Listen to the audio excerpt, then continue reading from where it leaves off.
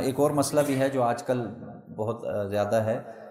جیسے چھٹیاں ہو جاتی ہیں نا، تو چھٹیوں میں خواتین بچوں سمیت اپنے مائکے چلی جاتی ہیں۔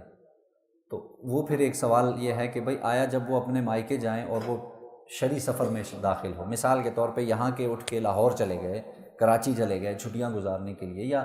10 دن کے لیے یا 13-14 دن کے لیے، تو اب آیا وہ جو خاتون ہے وہ اپنے ماں باپ کے گھر پوری نماز پڑھے گی یا قصر کرے گی؟ تو اس کے بارے میں یہ سمجھ لیجئے کہ خاتون کا جب کسی بھی خاتون کا جب نکاح ہو جاتا ہے تو پھر وہ اپنے خاوند کے تابع ہوتی ہے، اگرچہ وہ اس کا گھر ایک اعتبار سے ہے کہ وہاں صرف اس کے والدین رہتے ہیں، اس کے علاوہ اب وہ خاوند کے تابع ہے۔ جب وہ وہاں جائے گی اور 15 دن سے کم گزارے گی تو وہاں پر وہ قصر کرے گی، قصر یعنی 4 کی 2، اور اگر تو یعنی 15 دن سے زائد کی نیت ہے تو پھر پوری نماز پڑھے گی۔ اس میں ایک اور مسئلہ بھی ذہن میں رکھیں کہ اگر خاتون یعنی مرد اور عورت، شوہر اور خامن دونوں کا گاؤں ہی ایک ہے،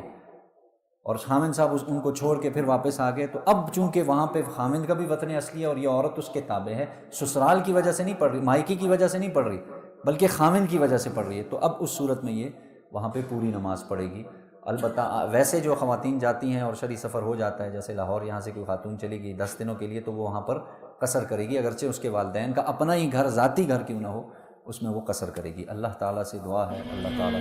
سمجھنے کی، عمل کی توفیق